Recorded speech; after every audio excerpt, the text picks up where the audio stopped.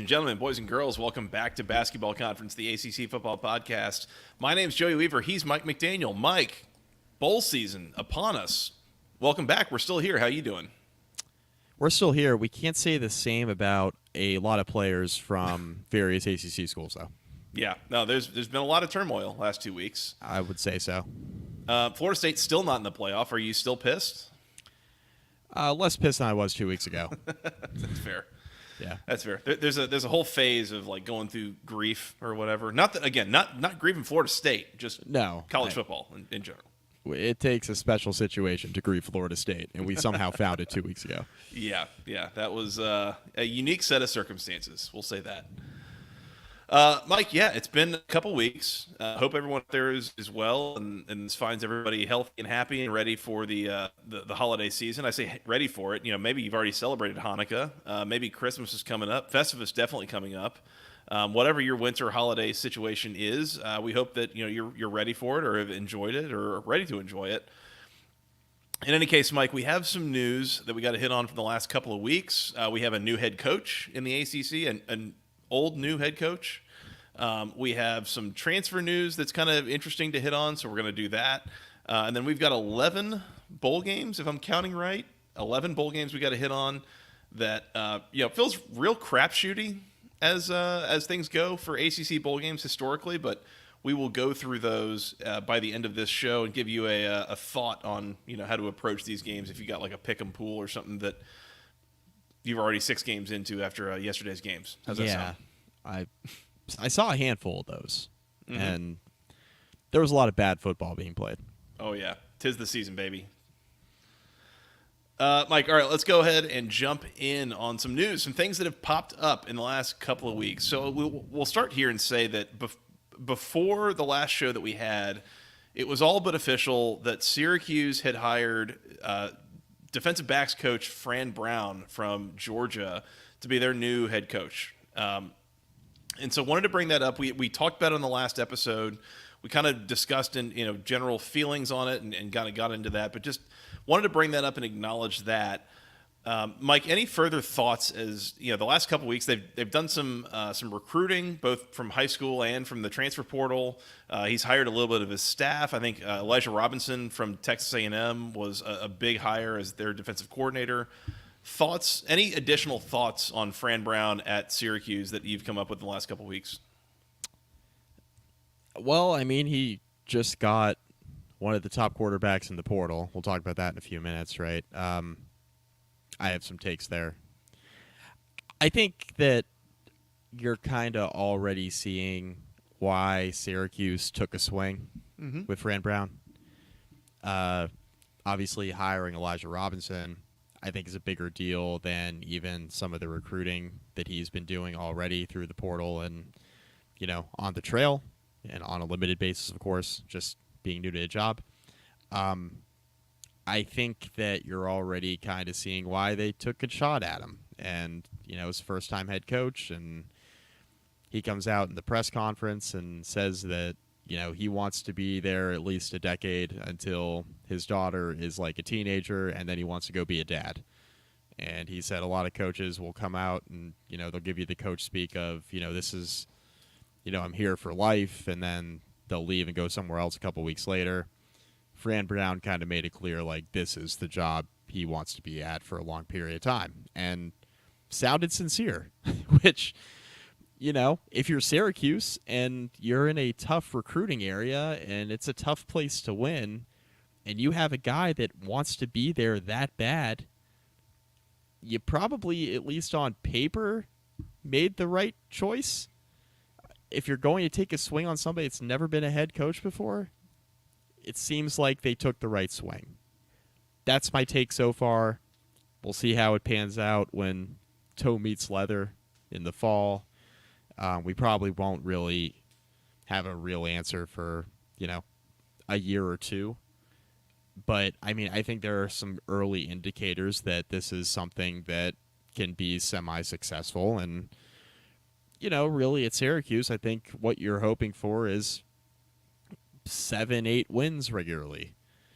And not having these crazy dips where, you're winning 10 and then you're winning 4, and you're not really all that competitive. And, I'm kind of interested to see what the on-field product looks like, but he's, I think, making some positive strides and building the program even on his first couple weeks on the job. Yeah. Yeah, I mean, again, realistic ceiling to me at Syracuse is, 7, maybe 8 wins year in, year out, and even that might be pushing it. I just, again, there have been some really terrible coaches out there that have had a really good first couple weeks on the job and have hired, some exciting staff and have gotten some exciting guys out of the portal, or a couple exciting guys out of high school. I personally watched one of those happen at Georgia Tech a couple of years ago. Jeff Collins had a couple really good weeks and was posting pictures at 5:30 in the morning at Waffle House, and he got a 4-star running back out of Rome, Georgia, whatever it was. Like, he had a couple good first weeks, and there was hype there, and there was excitement, and that's good. And there's nothing more that you can ask for at this point, and that's a good sign. But doesn't necessarily mean it's going to be long-term success after that. So just be careful, how close how much you're buying into Fran Brown of the staff just based on the first couple of weeks, especially with, it's an uphill battle ahead of him in terms of, just building a sustained model of success at Syracuse. I'll throw that out there. Yeah. Again, I'm not sold on recruiting and building a recruiting staff being the solution to the problem at Syracuse. So I can leave it there. But they got Kyle McCord out the portal. They did. We're going to hit, we'll hit the portal, a couple more newsworthy items. But while we're talking about Syracuse, we found out, I believe it was today, Mike, Sunday, the 17th, as we record this, that Ohio State starting quarterback Kyle McCord, who jumped in the portal, he is going to go to Syracuse, which was a little interesting because I think a lot of the reporting prior to maybe yesterday had been that he was likely going to go to Nebraska. So, interesting move there. I think a guy who maybe struggled to meet expectations at Ohio State, but expectations at Ohio State are pretty sky high and not super easy to meet expectations, especially following up from C.J. Stroud and Justin Fields the last 4 or 5 years at Ohio State. So, just because he didn't meet expectations at Ohio State doesn't mean he can't be quite good for Syracuse. So, I thought that was a really good get. Again, a really good start, and reminded me a little bit of Georgia Tech getting Haynes King a year ago, which a guy who was pretty well thought of out of high school, maybe didn't meet expectations at his first stop, but then Haynes King had a really good year for the Jackets this year. I think there's a chance that this ends up being a really good pickup to kickstart things for Fran Brown and that staff at Syracuse. I agree. Former 5-star recruit, so that's good. Threw for 3,100 yards at Ohio State, completed 65% of his passes, 24 touchdowns to 6 picks. Was he Justin Fields? No. Was he C.J. Stroud? No. Was he still pretty good? Yeah.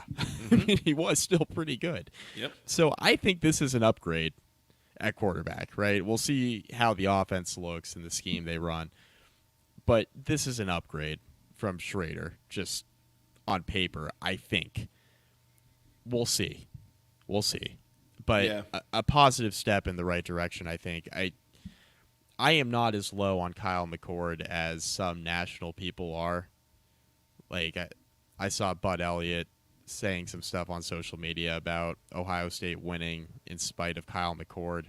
I really don't think – I think there is maybe some truth to it, but also, like, Ohio State won 11 this year, and they lose the one to a team that's the odds-on favorite to win the whole thing. And I get it's the game that matters. I get that.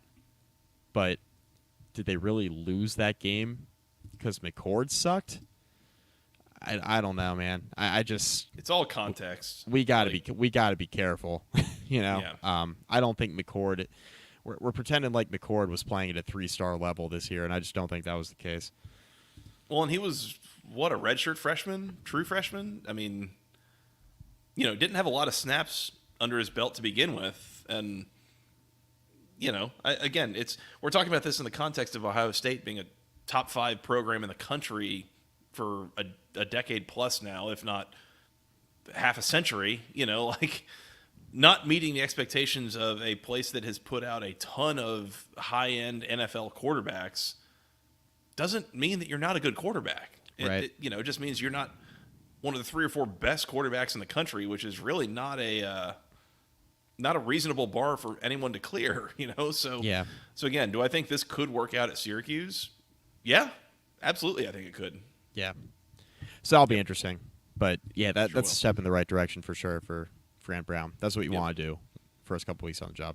Yep. There have been a couple other folks that from other schools, I think especially from A&M, I think there was 1 or 2 that there were at least visits going to Syracuse, if not even a couple of commitments. I don't know off the top of my head. I haven't followed it that closely. I'm not going to pretend to. But, again, a lot of positive momentum in terms of roster construction and Syracuse in the time since hiring Fran Brown.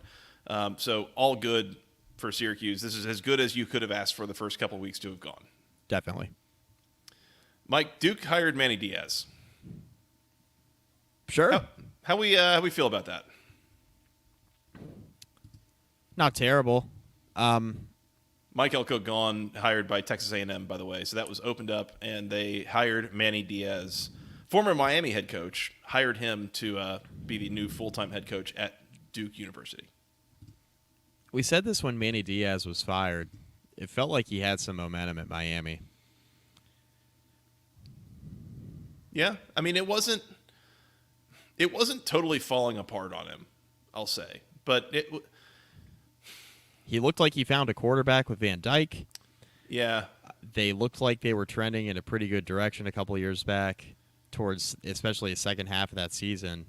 And that was with offensive coordinator, now the head coach at SMU, Rhett Lashley. Rhett Lashley, that's right. Yep. Looked like it was going in a better direction than maybe it did at the outset. I think Manny Diaz is going to be better off for that experience. Is my take on it. He got that head coaching job at Temple, and then we all know what happened, right? He was there for whatever it was, 11 days, 12 days, and then probably took a job at Miami that was obviously a position he really wanted, that he might not have been qualified for at the time as a first-time head coach. We said at the time, I don't know how we feel about Miami hiring a guy as head coach who's never been a head coach before. Right, and that's what we said. But now I think if you're Duke and you're moving on from Elko and you see what kind of defensive coordinator Manny Diaz is, and he had a weird couple of years at Miami that weren't spectacular but also weren't awful, I think the narrative is that Manny Diaz was a terrible coach at Miami, and then if you look at the numbers, it just doesn't back that up, especially with how they started to look towards the end of his tenure. I think this is a good hire for Duke. I'm not sure who they're going to get that's... I mean, this is a brand name hire, right? They're not making many brand name hires at Duke, right? They had Cutcliffe there forever. They got Elko, which we all agreed was a pretty solid hire, but he was a first-time head coach. Now you're getting a guy who's been a head coach before at another Power 5 program in the ACC, who is coming back after 2 successful years as the defensive coordinator at Penn State. I think this is a good hire, and I think he'll do well there. I think he'll recruit to Duke. I think that players have always liked playing for Manny Diaz. There was no indication that the players quit on him at Miami. Mm-hmm. In fact, when he took the job at Miami, a lot of the guys who everybody thought were going to hop into the portal, because that was the first year of the portal, you remember, they stayed. They wanted to play for Manny Diaz. So, I mean, guys want to play for him. He's always been a good recruiter. We know he can coach a defense. This is another Mike Elko type hire in that you're getting a guy who's very defensive-minded. The staff hires will be really important, but I do think he's the type of guy who could recruit some players to Duke that may not necessarily go there otherwise. So I think you could win some battles on the trail that you may not necessarily win if you're hiring another first-time head coach. I just think there's opportunity there. I think he's better off for the experience he had at Miami, and I think this is a pretty good hire for Duke. I have mixed feelings on it. And so some of it, again, Manny he didn't blow anybody away at Miami. I mean, he was 21-15 and 16-9 in conference in 3 years. That includes the COVID year. So, like, were they really killing it in those years? Not quite. Were they totally embarrassing? Not quite. Is a lot of that, like, have to be contextualized with, like, expectations of the Miami fan base and just in general, what is, the national media, or, like, what do fans in general expect of the program that has the Miami logo on the helmets? Like, yeah, some of that. In a way, it's like I feel like he kind of just met expectations, maybe somewhat was below expectation, but, like, again, it was all just, like, fine. It wasn't explicitly bad or good. They had, a couple of boneheaded losses, which is what Miami does. Had a couple of, good wins, which is what Miami's capable of. And yep. So, like, how do I translate that to Duke? I don't know. Do I think it's maybe, and as you mentioned, Mike, I mean, it's a good point that, like, is Manny Diaz better as a head coach now than he was taking over Miami from what he experienced at Miami? Yeah, I think so. Like, that's something that you learn from. And then, by the way, going and spending 2 years working for James Franklin at Penn State, that's a pretty good coaching tree to be a part of, and you can learn some things. That's a really high-end program with one of the, probably top 10, 12 head coaches in college football. Like, so mixed feelings. Like, I think there's a chance this could work very well. I don't know that I expect it to work very, very well, but I think it's a relatively high floor. I don't think they're going to be embarrassing. I don't think they're going to fall back to where Duke's floor has been historically. No. So do I think that they can kind of keep it rolling and be relatively in bowl eligibility territory year over year? Yeah, probably. I think so. Yeah. I thought one of the interesting things too, we talk about Rhett Lashley having been his offensive coordinator the last, I think it was 2 years maybe at Miami. Mm-hmm. And he, Tyler Van Dyke played very well there that first year, and with Manny and with Rhett Lashley. One of the first hires I saw that Manny made at Duke was his offensive coordinator, Jonathan Brewer, who was the offensive coordinator at SMU. So he's not hiring Rhett Lashley, but he's hiring Rhett Lashley's offensive coordinator, which, feels like there's a signal there of, what we're trying to do. So I think that's a good sign, but I don't know. I don't think he's an explicitly bad head coach, but I don't know that I saw anything at Miami that makes me think he's an explicitly, like, really good head coach. And in a way, again, I think a higher floor than if they were to hire a guy who doesn't have a head coaching experience, similar to Mike Elko didn't. But I don't know that the ceiling is there that you got from Mike Elko either. So I don't know. Kind of curious to see how this all works out, but I'm not committing either way that this is going to definitely work or definitely not. It's like I guess I kind of get it. I kind of get it. On the old, what was it, Barton and Bud, love it, get it, don't get it scale. It's like somewhere between don't get it and get it. Yeah, that's fair. Yeah. So, I don't know. Definitely not what I thought was going to happen 2 weeks ago when we were recording this show talking about Mike Elko being gone. Is like, I did not think Duke was going to Manny Diaz. And no, I mean, again, I thought like, you said Kevin Johns, which is his OC, his being Elko, was Elko's old OC. That would have been fine.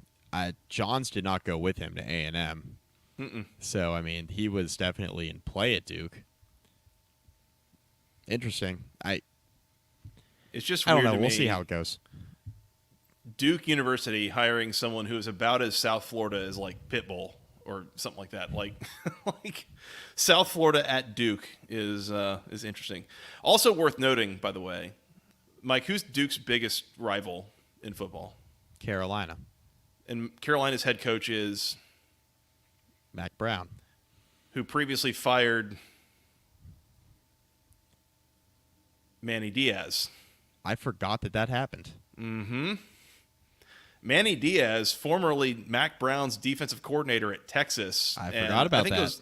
I think it was like game 2 one year that he got fired like out of nowhere almost, and kind of unceremoniously just dumped in the unemployment line. So reason to think there could be some bad blood there, and no love lost between Manny and Mac Brown. I am excited to bet on Duke as a dog next year in that game. That'll be fun. By the way, you know where else Manny worked once upon a time, even prior to his time at Texas? Where? NC State. That's interesting. That's another rival of Duke. So Manny is more than happy to be playing in the triangle, I think, in the next couple of years. It was an easy job for him to say yes to. So a man who's motivated, at the very least, we'll say that. Not to mention, I'm guessing Duke is going to run in against Miami, which was not particularly professional, maybe on the Miami end, in the way that they handled his dismissal there. The Manny Diaz shit list is going to be outstanding. It's going to be like a little scroll. I was say, did you see that? What was the show on Amazon Prime? It was a show with Chris Pratt in it. Whatever. Anyways, it was something about like it was a list of people that you had to go back and. This is great podcasting. Terminal Anyways, list. Great terminal book. list. That's the one. There it is. Great book. Yep. Manny Diaz got the terminal list that he's going to be showing up, trying to kick ass and take names against. So, in any case, we'll see if it works. I don't know. We're going to find out.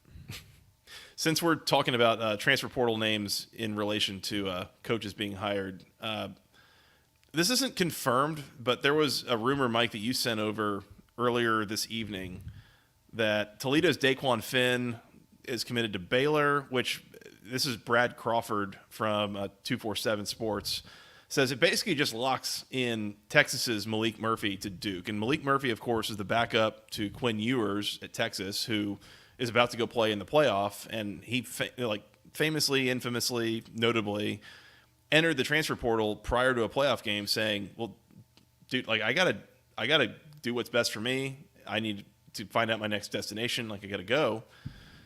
A guy who had to play some this year, Quinn Ewers got injured. I think Maalik Murphy might have started a game or two. A guy who is very capable, very, very good player, has had some good moments in the last couple of years playing as Texas' starting quarterback at times.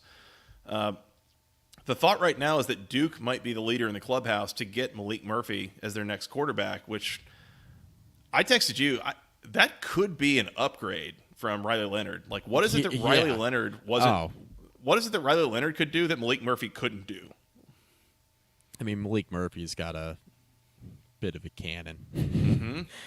He's got to rein it in a little bit at times.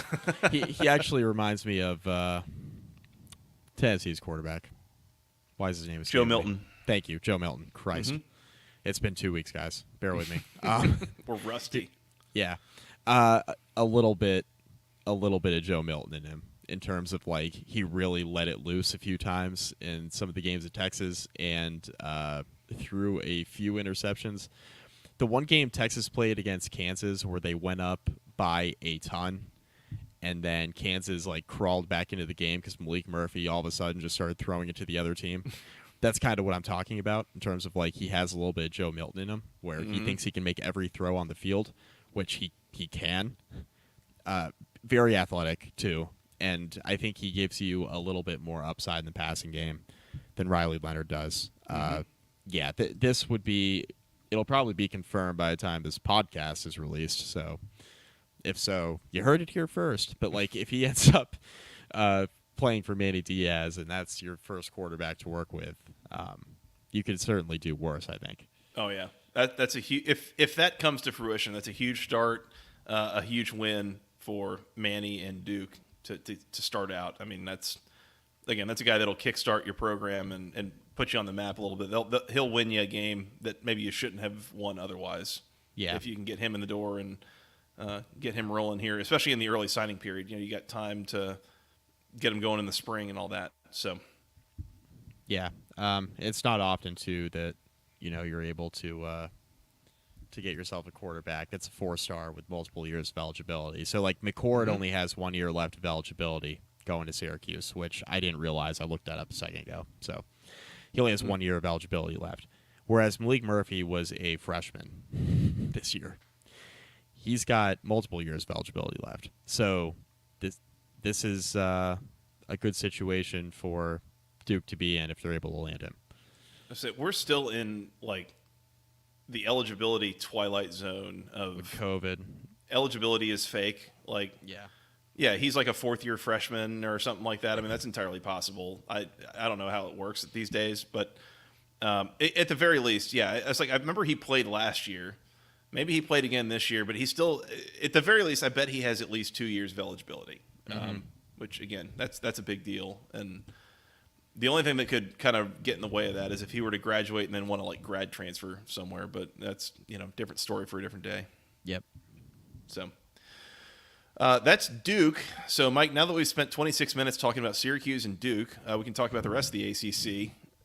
We got some news on NC State that MJ Morris had entered his name into the portal. He's going to Maryland, I believe. NC State, in turn, gets Grayson McCall, quarterback, to transfer in, quarterback out of Coastal Carolina. You might remember his name from the Jamie Chadwell years there, even going back to 2020. I believe he was a true freshman the year that Coastal Carolina was, like, roughly a top 15 team in the country. Very, very good. Mike, he's a guy that there's probably comparisons I could make that are not fair, but he's a guy that there's not a lot of the physical tools that I think are, like, really impressive or off the charts. Like, everything is fine. He can move a little bit. He's got a little bit of arm strength. But I think really what makes him special has been his decision-making, his savvy, and his ability to kind of play the game. And, again, speaking of, like, unfair comparisons, I think honestly, the guy that comes to mind that I last described as largely physically unimpressive, but, just processes information super fast, makes really good decisions, was Joe Burrow. So, again, making unfair comparisons here. That's probably a poor man's Joe Burrow, perhaps. I have a take here. Is it based on my take? No, that was the Joe Burrow comparison was just a cherry on top. What exactly is NC State doing at quarterback? Your guess is as good as mine. I don't know. And we talked on the last winning podcast. 9 games this season. Well, in spite of their quarterback. They're doing that at the other 21 positions, Scott. I'm lumping this in with the Riley Leonard to Notre Dame thing, which we don't need to talk about a ton tonight because we mentioned that Leonard was probably going to Notre Dame on the last podcast when he transferred out of Duke. That's confirmed. He committed to Notre Dame. He's got 1 year left. Fantastic. Notre Dame and NC State have just one particular thing in common. They don't want to actually develop their own quarterbacks. They just want to continuously pluck them from the transfer portal. Is that sustainable long term? For as good a job as Dave Doran's done, and we've talked about how great of a coach he's been this year and how, this is probably one of his best coaching jobs since he's gotten to Raleigh. This is not a sustainable practice at NC State. I don't think it's a sustainable practice at Notre Dame for Marcus Freeman. I don't know why we're making these decisions to just totally neglect the other quarterbacks we recruit. Just decide we're not going to develop these guys either because it's a missed eval or we just think that it's a better option in the portal. But, like, you're going to have a hard time recruiting good quarterbacks out of high school if you're showing repeatedly that you're just going to pick them over for a grad transfer or a guy out of the portal who's established themselves elsewhere. I don't think it's a good sustainable practice long term for schools to be continuously doing this. And I think Notre Dame and NC State are the two schools in particular that have now done this year over year. Yeah. And that's nothing against Grayson McCall. He was a fine player. He was a really good player for Chadwell. He was an okay player for Beck. I don't think this is any sort of home run for NC State. I think McCall is a fine player. I think he's limited physically. I think you're right on the money with that. I think he'll be fine next year, right, for Robert and I. Maybe he'll be a little bit better fit with his running ability being a little bit different for Brennan Armstrong. He's a little more shifty, less downhill. Maybe that'll, show itself a little bit better in that offense. But my overall take here is, like, I don't think this is a sustainable practice. I don't think it's a thing that schools should be doing because I just don't think it's something that's like long lasting and will lead to success. But maybe I'm totally wrong with that. I'm completely with you, and it's kind of exhausting seeing these guys that are 5th, 6th, 7th year quarterbacks that are getting another shot, and it's like, what's the point here? Like if you're not ready for the NFL at this point, you're not going to be in another year. Right. And by the way, another newsy item that we don't have on our rundown that I'm now remembering, Tyler Shough transferred to Louisville. Why? That's another great example. Yeah. Thank you for reminding me of that. It's like another fantastic example. 7th year. Now Louisville has a propensity of just bringing guys in from the portal who should be working in insurance. Why are we not going to Pierce Clarkson? Is this telling me that he's not ready, or do you feel like... Or that he's not good? I thought he was supposed to be good. Yeah. What are we doing? I don't know. I mean, now Brahm's thing is like, I'm just going to bring in guys who should be tenured as professors at the university. That's what we're doing now. I don't think that's sustainable either, right? That's kind of grouped together with Notre Dame and NC State, but now he's got his own little niche where he's just bringing in mediocre quarterbacks. 2 years of eligibility and renting cars without a fee. Like, it must be nuts. Yeah, it must be fantastic. Yeah, this is great. I'm with you. I don't fully understand it, and it's... Yeah, there's got to be some sort of mentality inside the offices of some of these programs of needing to win and not being able to basically give away a year on developing a guy who's going to make mistakes and lose games for you because it'll help you in the long run. And the guy that I think of, honestly, another newsy item, freshman All-American quarterback Anthony Calandria.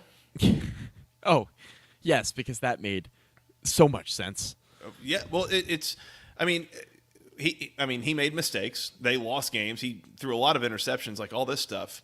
But I heard that, and I was like, we liked him. We talked well about him. Like, freshman All-American? And then I thought, who else is playing a freshman at quarterback? Like, nobody. So, who are your options at that point? That's fair. Like, and so, I don't know. Yeah, I'm with you. I don't know how sustainable this trend is, and maybe once again the COVID eligibility stuff kind of washes itself out, which we're a year or two away from. Like, maybe this isn't a thing as much anymore, but it's definitely become like really overwhelming. And you're like, is anyone going to develop a young quarterback, or just wait for him to transfer elsewhere? And we're just playing, high school recruiting rankings as a 3rd and 4th year player is all that matters because it's all you have. I don't know. Yeah, it used to be a positive when you had a quarterback coming into his senior year who had multiple years of starting experience under their belt, or I guess in Kyle McCord's case, right, it would be like 1 year of starting experience full year starter under his belt. Now he's a senior at Ohio State with all these young receivers, and he's the senior quarterback, and he's still got a good running back in Travion Henderson if he doesn't declare for the draft. Like, he's still got all this. That used to be a positive when you had a veteran quarterback that you developed. And now we're just getting away from that, I guess. And the pressure to win right now that you mentioned, I think it's an interesting point. I think it's a very good point.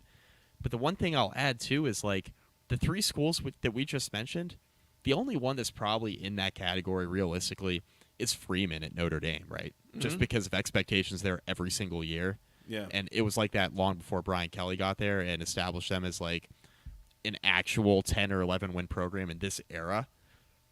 Like, that's where the expectations are really high. That's where you got to just win all the time.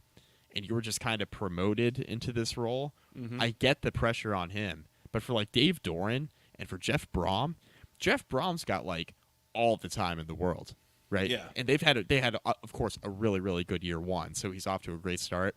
But like, if they went 6-6 this year, like, is anybody really shoving him out the door? And they could go 2-10 next year. He's not getting fired. In the way that they were pushing Satterfield out the door, that's never going to happen to Jeff Brom. Yeah. It would have to get like Nebraska level of bad under Scott Frost for them to be like, okay, this isn't working out, and that would be 5 or 6 years. There's no pressure on him to win right now. Yeah, Doran's been there long enough, and now he's doing as well as he ever has the last few years. There's no pressure on him to win right now either. I do wonder the one aspect that I wonder about, and we can kind of leave after this, but I wonder if there is a little bit of added pressure with the NIL collective thing of we're spending a lot of money trying to get guys out of the transfer portal, trying to, whatever, maybe some guys out of high school, whatever.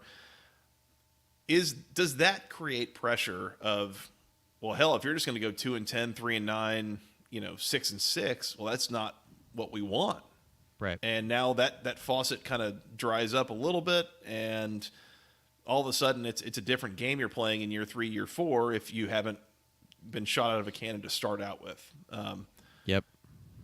Again, that was something that I think that Jeff Brom benefited from in year 1 with Louisville was transfer portal stuff, right? Like both sides of the ball, they had some pretty impact players that transferred in.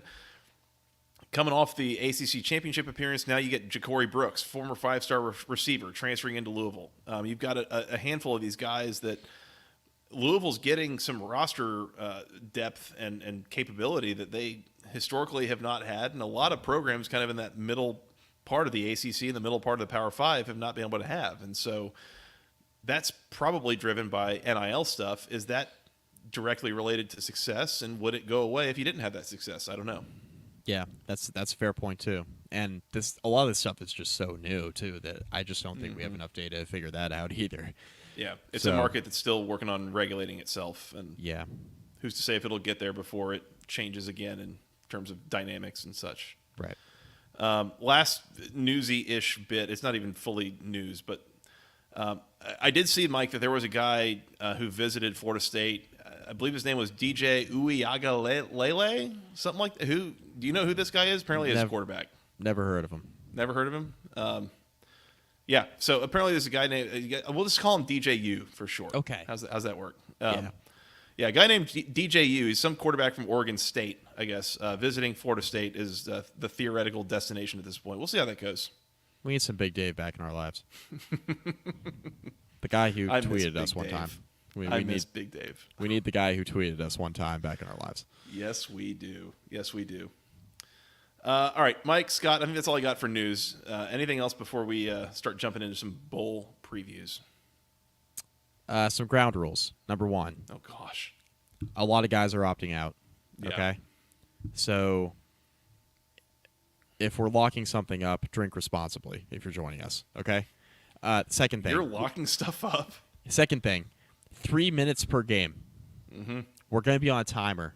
You're going to see it on your screen. If you're listening to this podcast after the fact, just imagine. Start your own timer. That's fine. Do that. You're probably working anyway, so just start a timer on your own. All right. Take out your phone, put it on timer. 3 minutes a game. Okay. We will not go over on any of these. We will not use more than the allotted 3 minutes for any of these games. We absolutely promise. Because I'm not going to have sentence. Literally, I will not have much to say about several of these. Yeah, that's where we're at. Bowl season is more difficult to predict than ever before, and it wasn't easy before the portal. Okay? Yeah. So that's where we're at. The only rules are don't bet on the Mormons. Don't bet on the Mormons, especially on Christmas Eve. Never bet on them. Scott and I learned that the hard way. And freaking Zach Wilson. This is Zach Wilson's fault. We learned that the hard way, and unfortunately, as we were coming down from 17 drinks we had, 3 cigars, and plus cigars, we had to watch Zach Wilson and BYU find a way not to cover whatever it was, Scott, 3.5. They were 3 yards away from the under and the cover, and they couldn't do it. Yeah, neither one of those. In the Hawaii Bowl. Gross. So, I think that was the 2019 Hawaii Bowl. Go watch the highlights. You'll see what we mean. Disgusting. We have made no bones on this podcast in previous years about bowl games being somewhere between difficult to pick and just like an outright crapshoot. So I think, like you're saying, Mike, this is as difficult as it has ever been with all the transfers and coaching changes and just everything else at play. So I think Adam Parker, our friend here in the comments, makes a perfect point and honestly is a fun thing to kind of track here.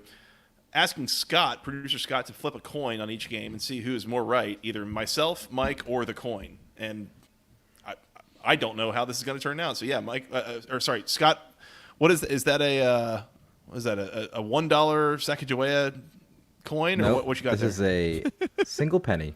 A penny. What's the year on it? What? It's so degraded and gross that I don't know. It's been around since before the transfer portal. 1996, baby. Okay, all right. Well, It's been around. So Scott's been around slightly longer than that coin. Slightly. All right. All hail the penny. All hail the penny. Shout out. There's a dime on the floor. Why is there loose change on your floor, Scott? It was in my jacket pocket, and I took my jacket off, and it just flew all over my den area that I'm sitting in right now, pretty much. Always go jacket off. All right. 2002 Oh, on there the it dime, is. by the way. I was gonna say, not the first time Scott's had a dime on his floor. You know.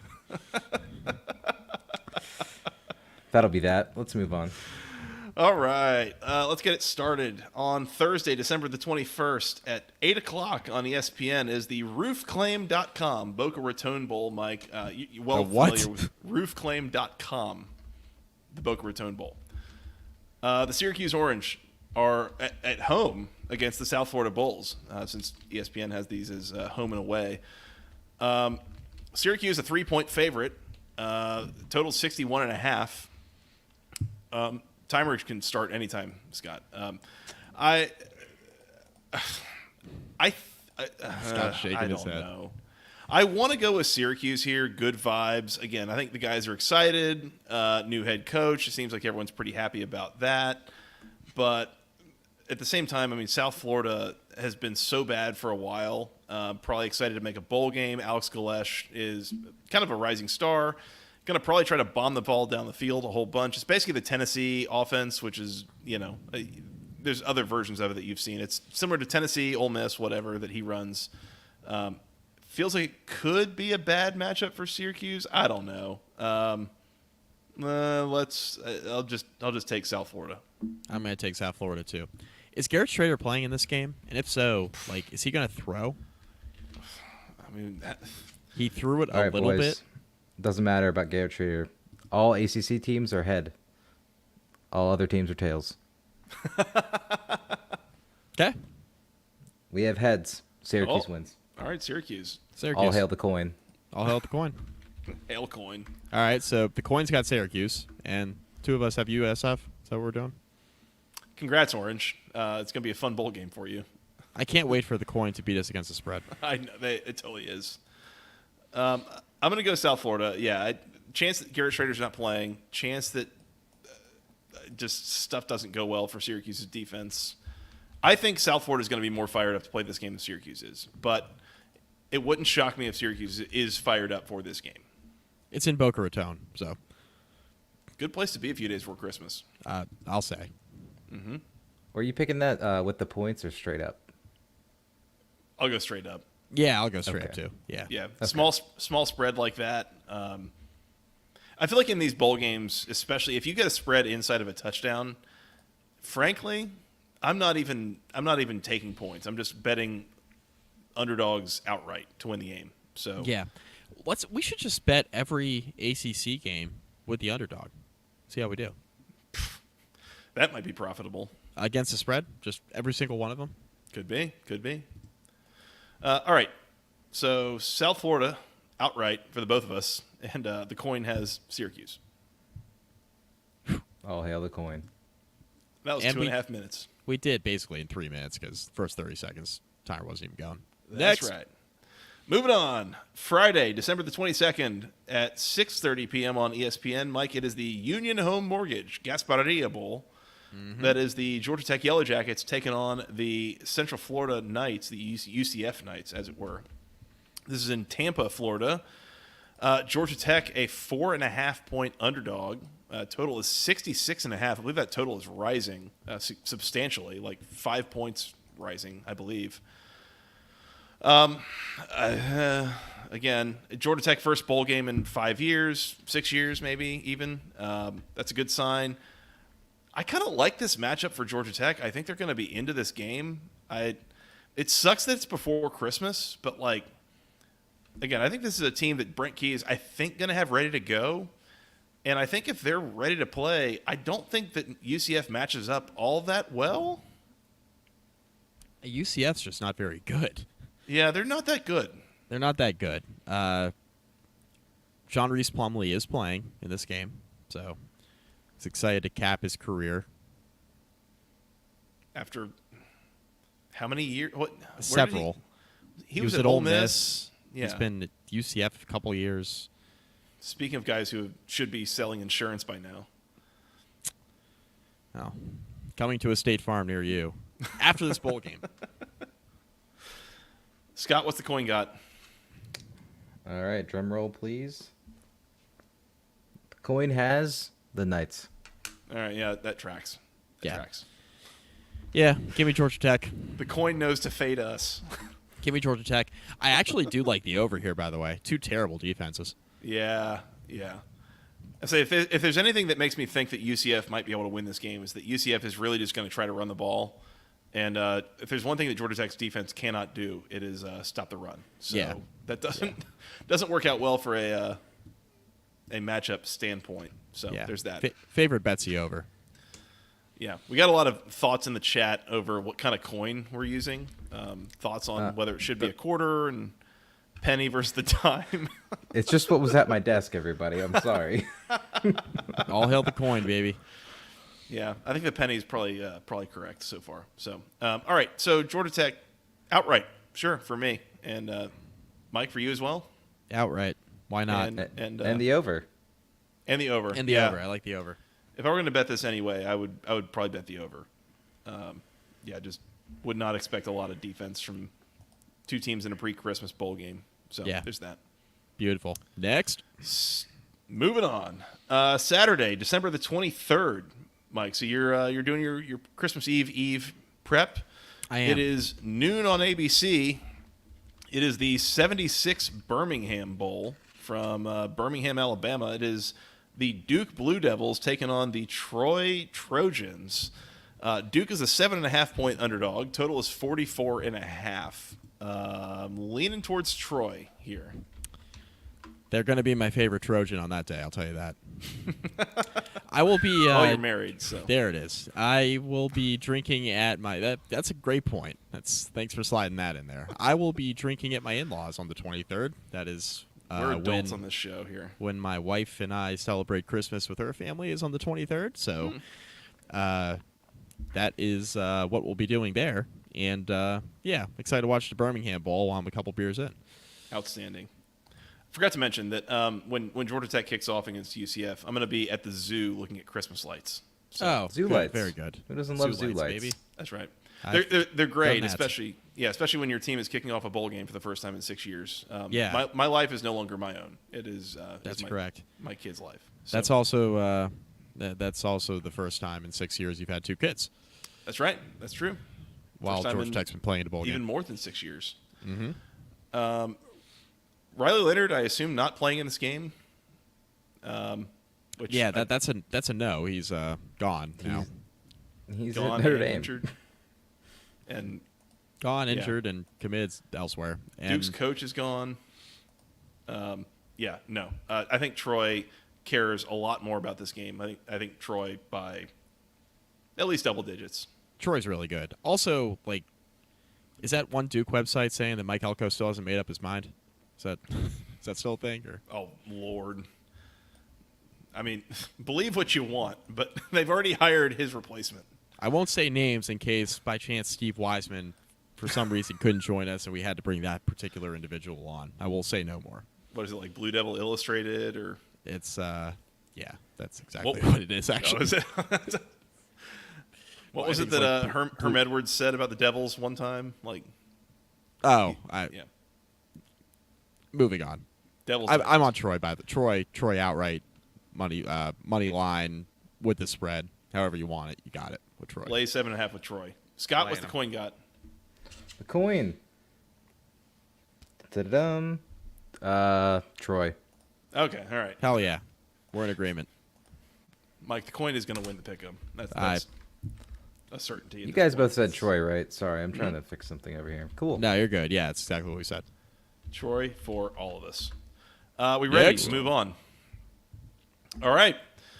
December the 23rd. We're now moving on to the 24th, 25th, 26th. No games. Move on to the 27th, where we have 3 games, Mike, starting at 2 o'clock on ESPN from Annapolis, Maryland. Scott and I'll be there. Yeah, that's right. It is your Virginia going. Tech Hokies taking on the Tulane Green Wave in the Military Bowl presented by GoBowling.com. Mike, what do you know about GoBowling.com?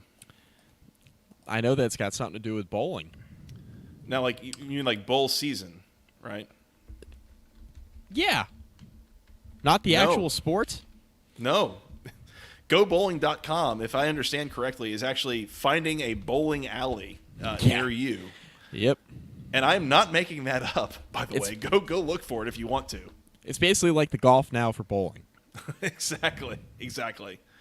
Hokies, a 10-point favorite here. Total is 45.5. I think I'm laying them with the Hokies, Mike. Again, Speaking of teams that their coach has left, their whole staff has left, their quarterback has gone.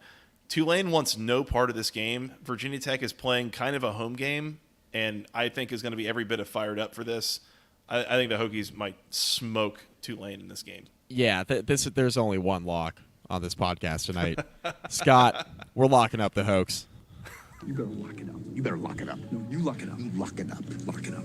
Lock it up. Better hope the coin agrees with you. Yeah, let's hope the coin agrees. Why don't we flip that bad boy? It's not even just Willie Fritz that has left, by the way. It is like 2/3 of his staff is Already gone in to Houston. At this Already there. Already in Houston. Yep. Unfortunately, the coin thinks Tulane's going to win. Yeah, well, that's why the coin's stupid. I'll give Tulane. I'll give the coin the 10 points with Tulane. That's fine. Yeah, I'll go up against the coin anytime. We don't even know the names of some of the players that Tulane's going to be putting on that field in that day. Yeah. I mean, this is no Michael Pratt. Their starting running back, I believe, is opted out. A bunch of linemen on both sides of the football. This is the coaching staff is gone. Like, They've not just opted Willie out. Fritz. Half the staff is already at Houston recruiting for Houston and not even taking part in any sort of bowl prep. This is a lay-em situation with the Hokies. This opened at 3, Hokies -3, and is now ballooned to 10. Mm-hmm. Yeah, it's a Hokies minus anything situation here. I was going to say, when this opened, and I think I texted you, there was some kind of back and forth on, like, you know, should Tulane be favored, whatever. It's like, I think if this is full-strength Tulane, full-strength coaching staff, like all that, I think Tulane's probably favored and probably wins the game. Mm-hmm. But there is so much missing there that I think Virginia Tech is going to run right through them without a problem. So, Agreed. yeah, Hokies, I'll lay the 10 points, no problem. Yep. Moving on. 5:30 on ESPN from Bank of America Stadium in Charlotte, North Carolina. It is the Duke's Mayo Bowl, as the Tar Heels of North Carolina finally get to play at the Bank of America Stadium this year. Congrats to them. There it is. They're taking on There the West it is. Virginia Mountaineers, trying to find out which coach gets a big Gatorade cooler full of mayo dumped on them. Yikes! I don't. Is Drake May playing in this game, Mike? I don't know. He's not. He declared for the draft, so why would he play? I don't think he's. I mean, Bo Nix is playing in his bowl game, isn't he? Like, Bo some Nix is a guys special do. breed. Yeah, Question. I don't know. Question: did North Carolina and South Carolina, did they open up in Charlotte this year? Was that this year? Oh gosh, I yeah. think they might have. Did they? Okay. Well, our joke pertained to the ACC title game. It's still Yeah. very funny. Yeah, I just want that to was- correct the record in case we have some people being snarky. Damn, that was the know. reference. Ugh, I messed it up. Yeah, this was North Carolina opens the season in the Duke's Mayo Classic in Charlotte, North Carolina. We've come full circle because they're incredibly mediocre. That's right. What, North Carolina's a 6.5-point underdog here. Totals 55.5. I feel like the line is telling me something here. Like, again, full strength, full carrying North Carolina should win this game without that much of a problem. I think I'm laying them with the Mountaineers here. Like, I hate to disagree with you on every single one of these, but that's just what's going to happen. I'm yeah. laying them with West Virginia. Neil Brown, nice coaching job, buddy. coach himself all the way off the hot seat. All the way off. Yeah. All the way off. Good year. They were picked last in the Big 12. Total's 55.5. We'll take the over. I think. I don't know. I mean, Carolina's defense is still ass. And West Virginia is going to score probably at least 38 points in this game. Yeah. West Virginia's going to get most of the way there by themselves. So if Carolina just scores 3 touchdowns with a backup quarterback, it should be fine. 38-17 would be exactly 55 points if my math is right, which is that's why you need pretty 3 good line, touchdowns. honestly. It's a good line. Coin time. Flip it. Carolina. Okay. All right, coin. It's becoming 50-50. It's becoming a bad evening for the all hail the coin mantra. Dude, You think that? the coin's going to smoke us here, Mike. I think that right now. But Yep. Fair enough. All right. Moving on. That's all we got here. Yeah. Last game on the 27th, 8 o'clock on Fox. It is the DirecTV Holiday Bowl from Petco Park in San Diego, California, Mike. Fun fact, I was at Petco Park earlier this summer. Pretty ballpark. Cool town. Highly recommend San Diego if you haven't been there, Louisville fans. The number 15 Louisville Cardinals taking on the USC Trojans. Louisville a 7.5-point favorite. Total's 57.5. Mike, it's Louisville. Louisville wants every part of this game. USC wants no part of it. Caleb Williams probably not playing. USC's Definitely not playing. defense, Definitely not playing. Definitely not playing. USC's defense, just complete and total trash. I think Louisville comes. I think Louisville will be fired up to play this game. I think USC does not want to play this game, and this is a runaway for Louisville. yeah, this is quite honestly, it might be another lock. You know what? We're locking up Louisville. Let's go. You better lock it up. You better lock it up. No, you lock it up. You lock it up. Lock it up. Lock it up. Please. Yeah, feel real good about this one too. I'm not going to be betting many bowl games for obvious reasons. It's just not a fun activity. But The coin agrees. The coin agrees. All hail the coin, baby. Well, who am I to keep this from being a triple barrel lock? Then, Mike, I think we're locking up Louisville on this side as well. Let's go. You better lock it up. You better lock it up. No, you lock it up. You lock it up. Lock it up. Lock it up. Please. Hell yeah. Again, I don't know that Jeff Brom Louisville bowl games will be like a long-term trend. And I could see some disappointment coming off a Kentucky loss, coming off the Florida State loss in the ACC championship game, but I do think that there is enough there for Louisville, and I'm guessing Jack Plummer is going to play, which there's that. I think Louisville might just run away with this game. I feel like USC wants no part of it, frankly. Yep. So Makes there's it an that. easy pick. Easy. Also an over game as well. I mean, Yeah. USC's defense. You got to bet an over in a USC game. It's just what you have to do. Defense is optional there, as well as real courses, for the students. And If Louisville's defense shows up to play, I mean, maybe not. I don't know. short fields. I don't know. It's true. Mike, we good to move on? We are. We should probably tell the people these picks and these previews brought to you by Section103.com, the internet's premier place for all things wonderful Georgia Tech apparel. They've got T-shirts, sweatshirts, hoodies, something for men, women, children, toddlers, babies, something for the whole family. Things with the official Tech gold, the official word marks, all of the official logos. We really appreciate their partnership.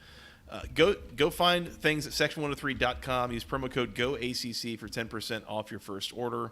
I'm currently wearing this brand new Ramblin' Wreck shirt. It is a white shirt with a gold Ramblin' Wreck kind of in script. It is beautiful. It is so comfortable.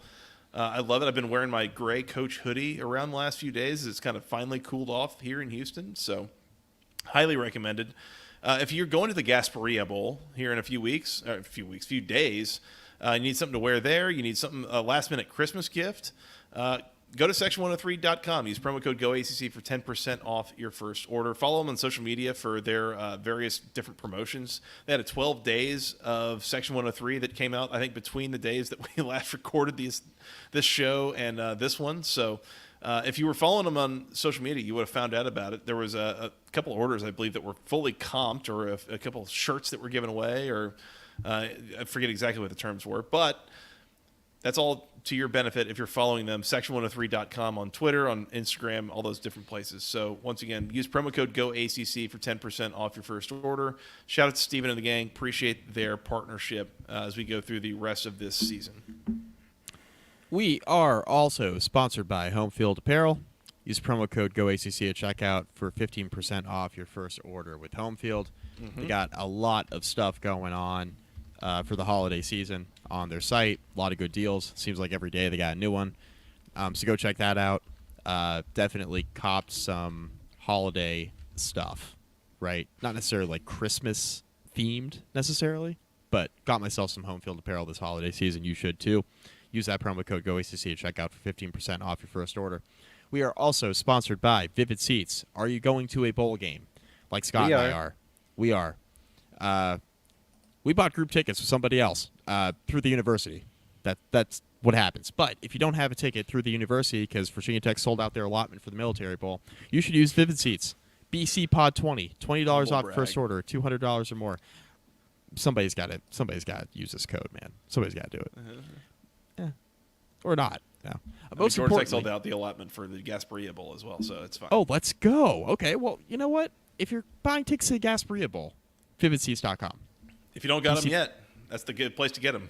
BC Pod 20, $20 off your first order, $200 or more. That's right. Get I that might have to buy a lot of tickets to spend $200, but That's true. but yeah, That's both true for games. several. For both games. For several bowl games, yes. Tis the For season. several of these. Bowl season. That's right.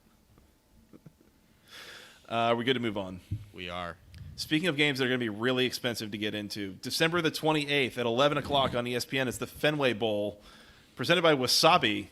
Jesus, this is going to be a not fun the, conference not game. the food, not the food. Which we learned last year is not the food. It is was it like a crypto? It was some sort of like investment company, something like that. It's something. Yeah, it's something. The Boston College Eagles taking on the number 24 conference opponent, SMU Mustangs. SMU is an 11-point favorite here. Total's 51.5. This is one of the rare games, Mike, this bowl season that I'm looking at. I'm looking at the number.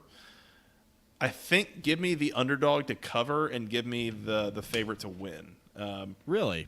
I do think that Boston College is going to be fired up to play this game a little bit at home. I do think it's a bad matchup for them, and I think SMU will be ready to play. And I got a sense that Boston College is going to make this like a 31-24 kind of game. Like it'll be kind of close somehow, some way.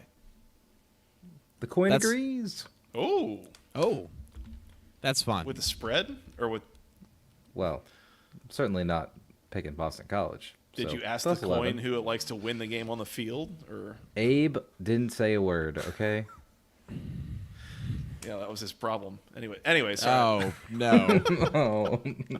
I don't even know what that means. I just Oh, man. Mike. I think Abe was happier to be at the play than I would be to go to this bowl game.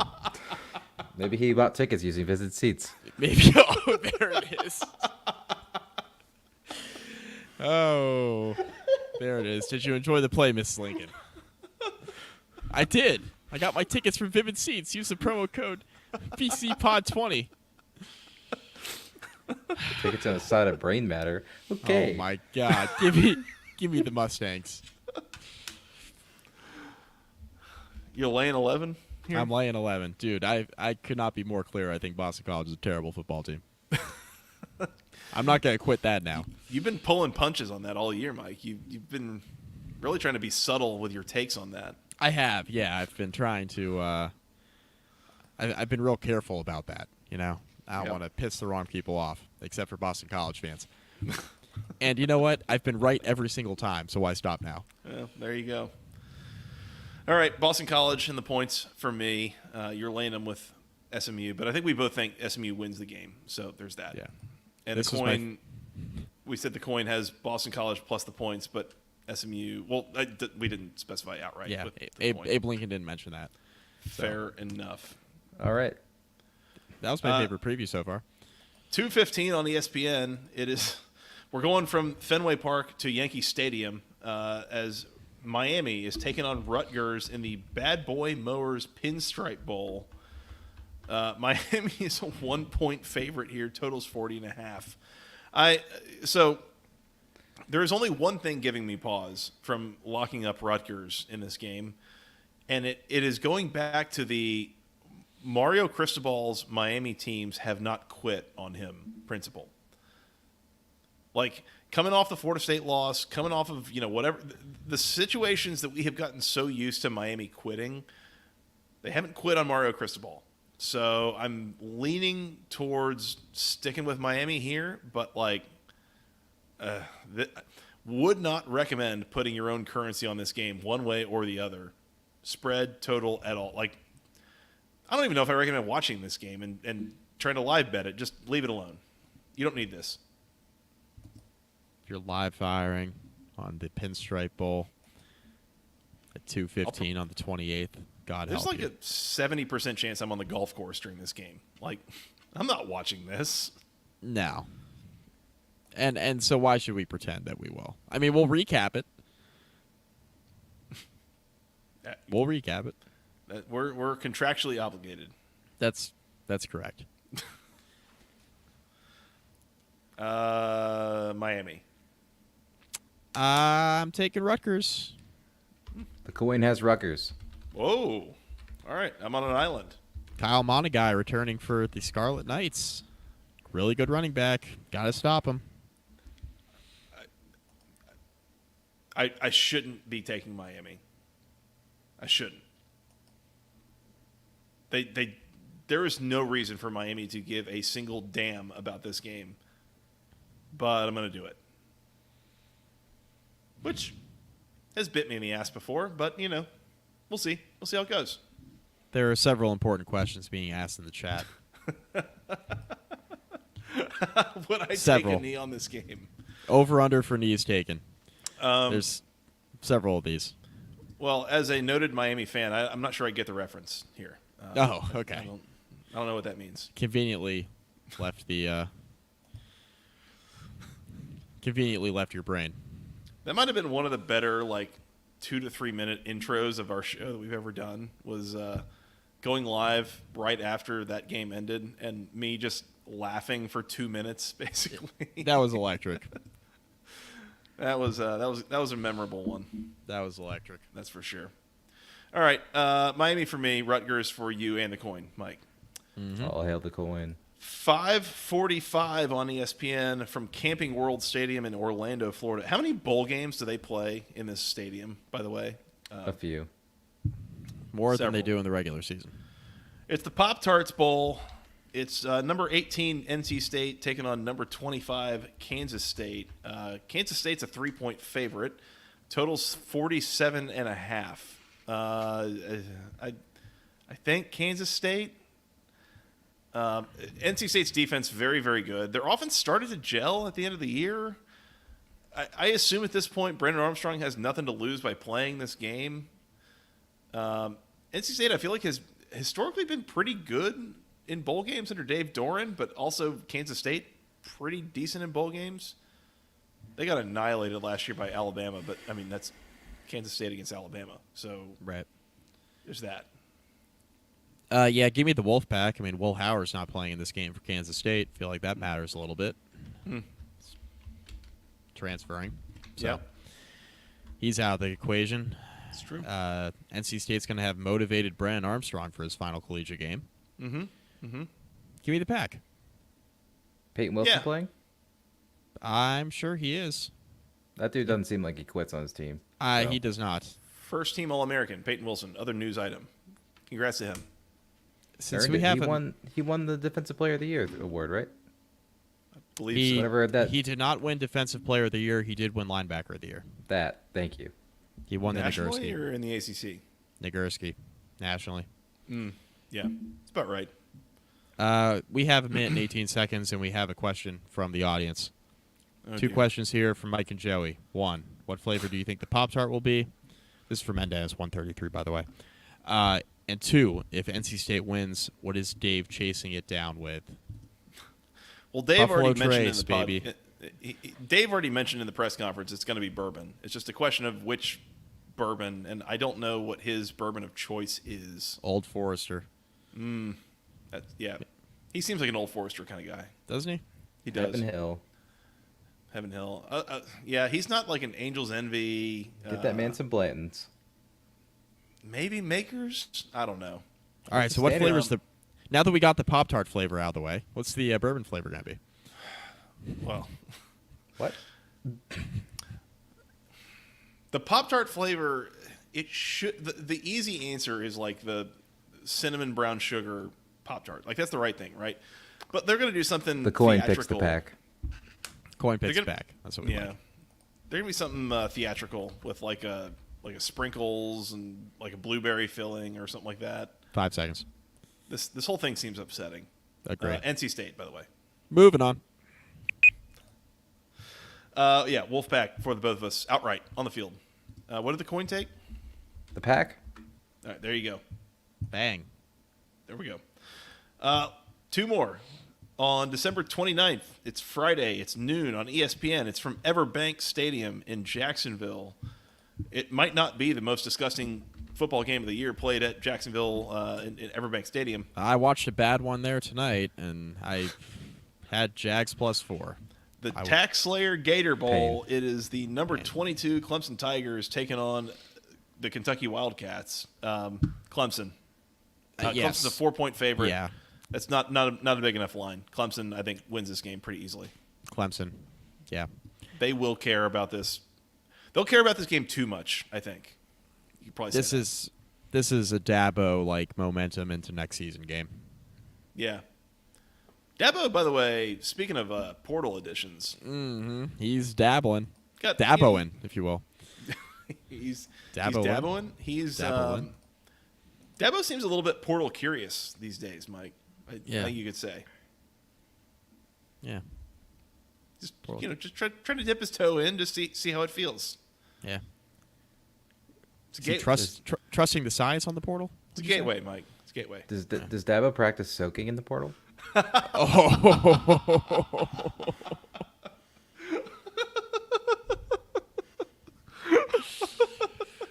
Whew. Man, Man, Lord.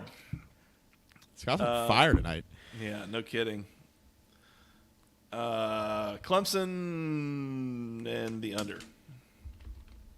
I don't know. Clemson. We got a coin ruling. Dun, dun, dun. Oh, well, I kicked it. Oh no. Oh, man.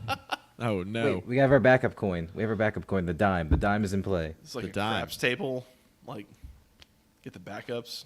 The dime has Kentucky. That's why we haven't been using the dime the whole time.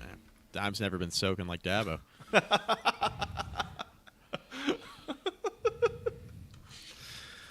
Tough but fair. All right, Clemson for the both of us, Mike, and then the dime now has Kentucky. Anything else? Let's move on before I get myself in trouble. That's please. There's a sound effect for that too. On December the 30th at 4 o'clock, this is from Hard Rock Stadium in Miami Gardens, Florida. Unfamiliar. I thought this was in South Beach or Coral Gables or wherever. The number 5 Florida State Seminoles taking on the number 6 Georgia Bulldogs. LOL, not in the playoff. Georgia's a 14-point favorite in this game. Total's 44.5. Mike, I'm leaning with the Noles here. That's unfortunate. Why getting- are you doing that? Because they're getting 14. Georgia, there's like a third of Georgia's roster is in the portal at this point. yeah. Georgia is back-to-back national champions, is not make the playoff. Mm-hmm. I don't know that there is any amount of, barking up a tree that Kirby is going to do to get that team ready to play this game. I don't think they care about this at all.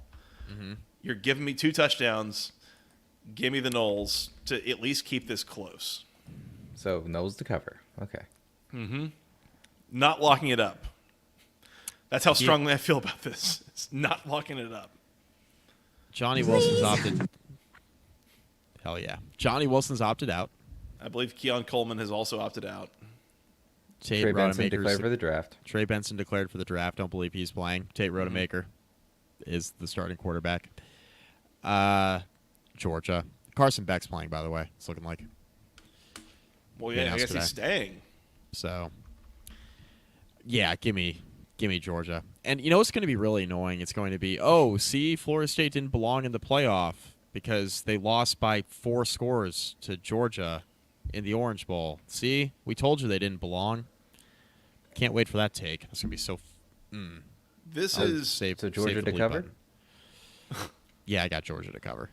Okay. It's going to be really annoying. That narrative's going to be annoying, Joey. This is the least useful data point on either of these teams' schedules by a mile. Can't wait for the take, though. Yeah. I can't wait to see that by some analyst that gets paid hundreds of thousands of dollars a year, maybe even millions of dollars a year by ESPN. Make that take, and I'm going to want to shoot myself into the sun. I can't wait for that. Yeah. Scott, coin?